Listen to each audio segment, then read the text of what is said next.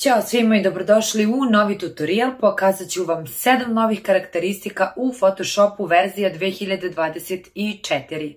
Hajde da počnemo. Počet ćemo sa prvom velikom promjenom u Photoshopu koja se iz 2023 beta verzije integrisala u Photoshop 2024, a odnosi se na veštačku inteligenciju i na kontekstualni taskbar.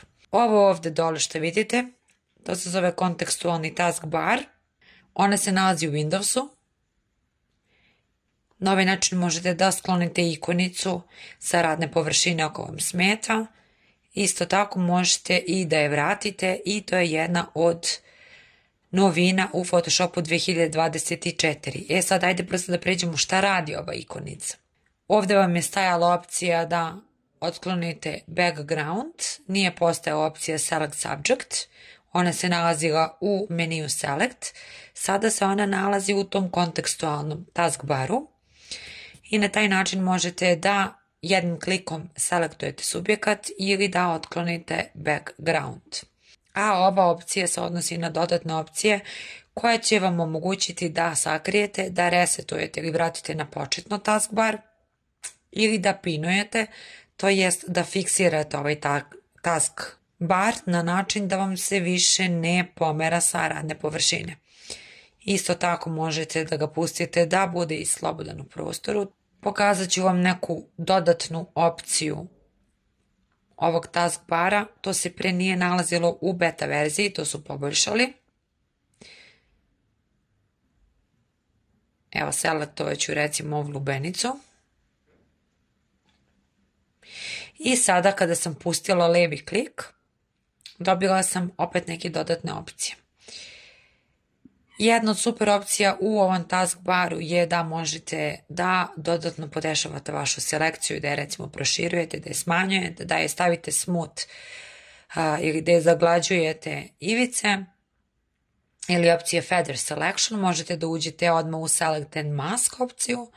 Ovo druga opcija je za invert, treća opcija odnosi se na masku, ako kliknem ona momentalno pravi masku i daje vam opet dodatnu opciju da dodate masku i da oduzmete od maske, a to radi po principu brush size ili tačnije četkice. Izaberete neku veličinu i ja sad evo ovdje na primjer hoću da dodam,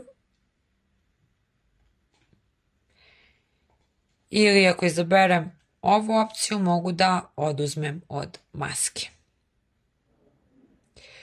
Ako mi se ovo ništa ne sviđa, ovdje su i dodatno podešavanje za masku, mogu da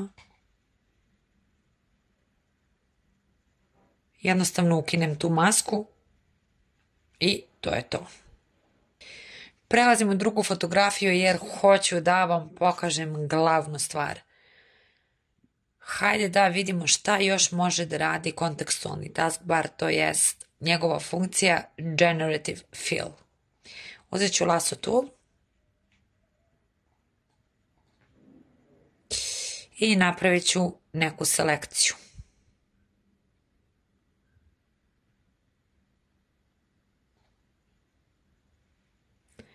Prva stvar koju možete da uradite sa Generative Fillom je da otklonite nešto sa fotografije i to vrlo jednostavno.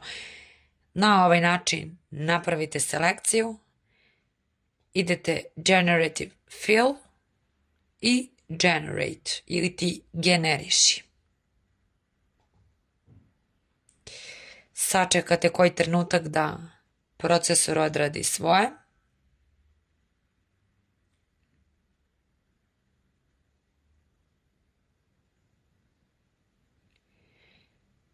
Nekad će raditi sporije, nekad brže, sve zavisi od vašeg kompjutera naravno i zavisi od toga koliko vam je RAM memorija i kakav vam je procesor.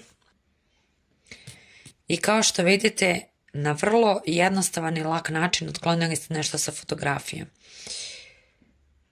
Ovdje dole imate opcije 2 ili 3. Možete da izaberete ono što vam se najviše dopada. Što znači da je druga karakteristika Generative Filla da otklonite nešto sa fotografije. I nastavit ću dalje, idemo na opciju broj 3, a to je da dodate neku novu scenu slici. Ja ću opet uzeti lasso tool, selektovat ću recimo ovu površinu, u generative fill otkucat ću prompt, to jest reći ću mu šta želim da mi generiše.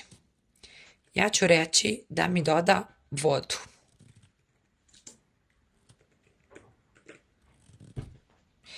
I idete na generate. I veštačka inteligencija ne samo da mi je dodala vodu, nego mi je napravila, kao što možete da vidite ovde, i takozvanu refleksiju u vodi ili ti odraz. Reflection se kaže stručno. Mogu da izaberem bilo šta sa fotografije, evo izabrat ću opciju broj 2, a za vas imam i još jedno ultra iznenađenje. Napravit ću opet selekciju.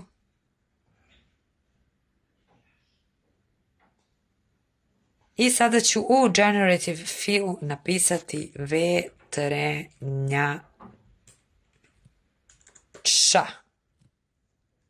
Ajde da vidimo da li radi. I kao što možete da vidite, radi savršeno. To znači da ove takozvane promptove ili uslove možete da unosite i na našem jeziku, ne morate da kucate engleski ako vam je mrsko. Photoshop je usavršio i taj deo, postoji sada na nekih 100 jezika unos, ne znam tačno koji su, ali možete da isprobate tako što otkucate taj jezik koji želite i idete na generate i vidite prosto da li radi. Znači, ovo je bila opcija 3, dodavanje novih scena na postojeću fotografiju. Idemo na sljedeću opciju koja se odnosi na proširivanje dimenzije fotografije i dodavanje. Ići ću na crop, držat ću Alt da bih proširila ovo sa svih strana. I recimo, evo treba mi neka dimenzija za neki baner. U gornjoj opciji vidite obavezno da obeležite ovu opciju Generative Expand i idete jednostavno 2 puta levi klik ili potvrdite Enter. Evo iću 2 puta levi klik i pogledajte šta se dešava. On je proširio ovu fotografiju i dodao ono što misli da on treba da doda. Opet imate opcije, možete da izaberete ono što vam se najviše dopada. Ja ću izabrati ovdje opciju broj 3, ukoliko niste zadovoljni idete opet ovdje na Generate i on će vam generisati neke nove predloge. Ispričali smo kako možemo da otklonimo, da proširimo nešto sa fotografije i postoji još jedna opcija koja može da vam zameni već postojeću stvar na fotografiji, tako da idemo na sljedeću opciju. Uzet ću recimo Quick Selection Tool. Hoću da obeležim ovu kuću.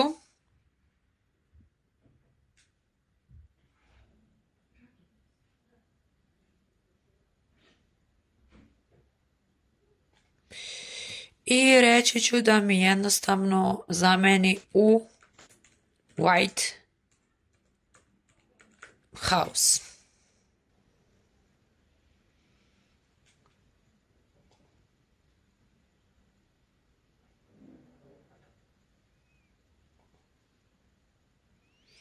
Najviše mi se sviđa ova druga opcija, ostavit ću nju. Zapravo baš mi se sviđa. Kao da je nekako ova kućica uvek bila ovdje.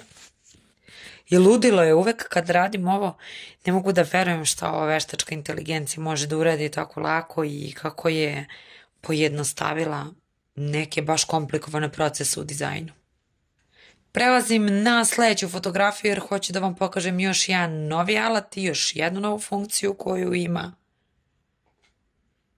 Photoshop 2024 otključat ćemo layer i pogledajte sada. Ovdje gdje je bio Spot Healing Brush Tool postoji i Remove Tool i radi po jednostavnom principu. Imate četku, odberete veličinu četke. Može naravno da uključuje sve layere, tačnije da radite nedestruktivno, hajmo to da uradimo. Izabrat ćemo tu opciju. Napravite selekciju oko toga što želite da otklonite sa fotografije i jednostavno pustite levi klik. I to bi bilo to. Uz pomoć samo jednog klika možete da otklonite bilo šta sa fotografije. Evo, hajde da probamo, recimo da otklonimo. Evo ovaj znak ovdje sam ostala, da vidimo šta će da uradi.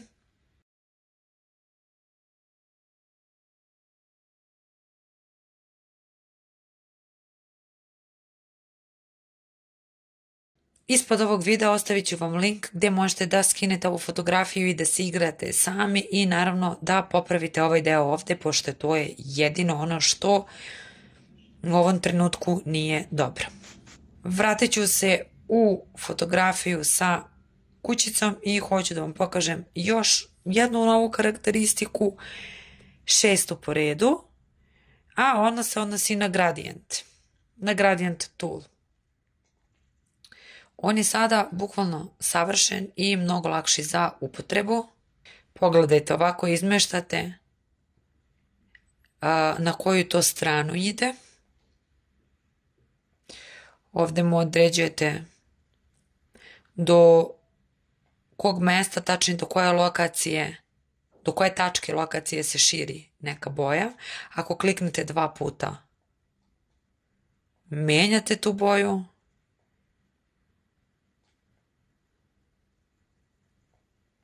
Znači smanjujete, povećavate, radite sve što vam padne na pamet, naravno. Pogledajte kako ovo jednostavno radi. Ovdje ako kliknete ispod, opet možete da dodate neku drugu boju. U Properties panelu dodatno uređujete opacity i sve one stvari koje ste već uređivali prethodno kada smo učili o gradijentu. I poslednja opcija, a ne i najmanje važna, odnosi se na Adobe Photoshop, ali beta verzija i odnosi se na filtere. Ukoliko ne znate kako da instalirate beta verziju, evo pokazat ću vam i to, idete u vaš cloud, idete na opciju Apps, scrollujte do dole, postoji Beta Apps opcija i ovdje vam se nalaze sve beta verzije programa i ono što želite da instalirate idete samo na Install. I to je to. I hajde da vidimo 7. i posljednju stavku u Photoshopu, odnosi se na filtere i na filtere koji se nazivaju Parametric Filters. Ako otvorimo ovo, kao što možete da vidite, postoji mnogo datih presetova i gotovih filtera. I ako izaberete bilo koji od ovih, evo izabrat ćemo recimo ovaj, Glass filter.